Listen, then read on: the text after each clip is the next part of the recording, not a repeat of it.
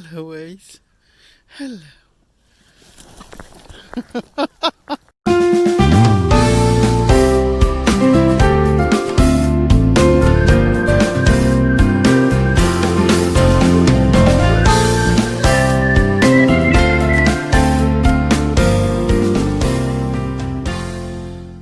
Well, here we are. Quite a lot still to do. We've planted some fruit trees. There's a couple of pear trees here, and there's a fig tree further up there, and an apple tree and a pear tree. But there's loads of debris to dispose. I've planted some Tieberry and Loganberry here, and the thornless blackberry. I can see that the daffodils are already trying to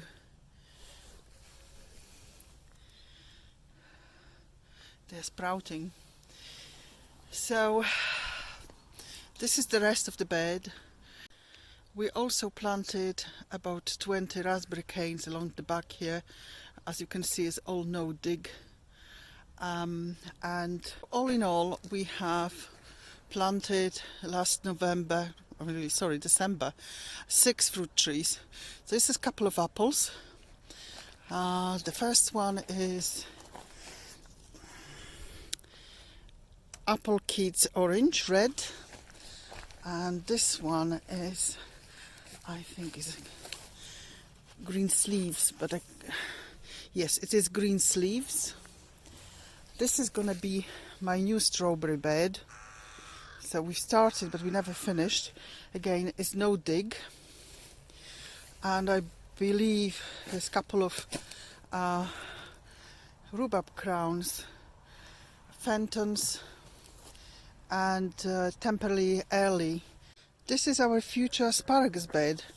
So it's been layered with cardboard box and some compost. So obviously the microbes and microorganisms and worms can go back and forth and prepare it for us. And in April we will add a little bit of sharp sand for drainage, and then plant. I've got 30 asparagus heads to plant here, and then cover them. So that's, I would say, we're halfway there.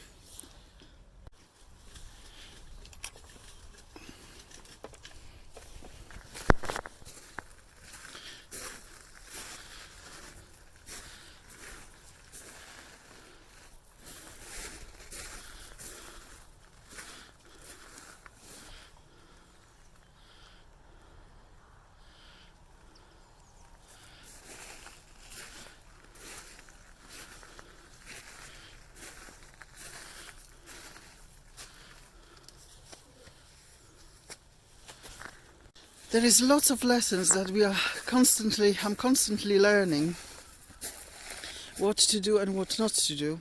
And one of them is not to overcrowd anything. I mean, that bed is ridiculously crowded, and we still had some harvest. It's just the heads were not very big. And these are the purple sprouting broccoli, which just started to now sort of emerge, and slightly bigger maybe here, and so on. And these have not been overcrowded. This is actually not no dig bed.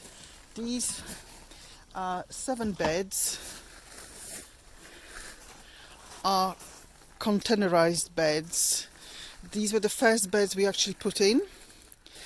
As we learned more about how we want to garden, and made the decision to move to no dig. Well, these unfortunately were already done, and they're producing fine, and they'll be absolutely great amended for tomatoes and peppers and so on and so forth, salads. And the middle bed is the biggest bed, is dedicated to flowers, because we do want to attract and feed the bees. But we do have a couple of heads of And I will harvest all these lovely Savoy cabbage leaves for greens. There's a little cabbage here. This tops of the broccoli, although the broccoli didn't form very well, these are absolutely lovely to eat. So we will have some of those. The beetroots, again, overcrowded, but we get small beetroots, which are great for putting in roast, whole or halved or quartered in roast vegetable trays. Again, carrots, far too close. There's nothing actually in this bed at the moment. We're just warming the soil a bit. I don't know if that works, but we're trying to do that. And in this one, we have onion. This was the first lot of onion I actually planted. These onions look fairly advanced, I would say. There's nothing else except the Japanese century yellow. Oh no, so sorry, these are red onion sets. These are red onion sets. I just saw the label. I thought the Japanese yellow ones.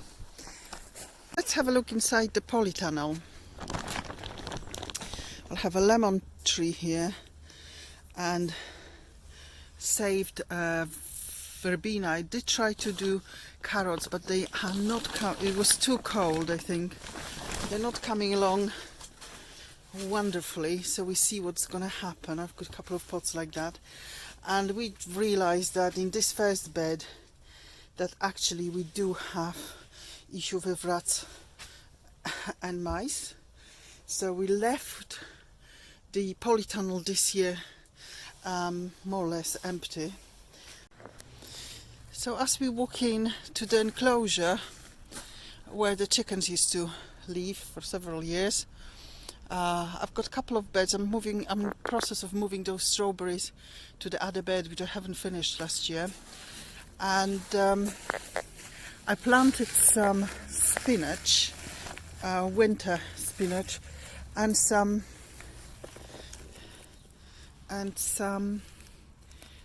garlic, and it's all coming along okay, although not everything obviously have come up, and maybe the lettuce hasn't done very well. I think probably lettuce needs to be planted in a proper cold frame. So here is the other no-dig bed, which I did show the progress on the broad beans here. So that's crimson flowering, which is doing fairly well,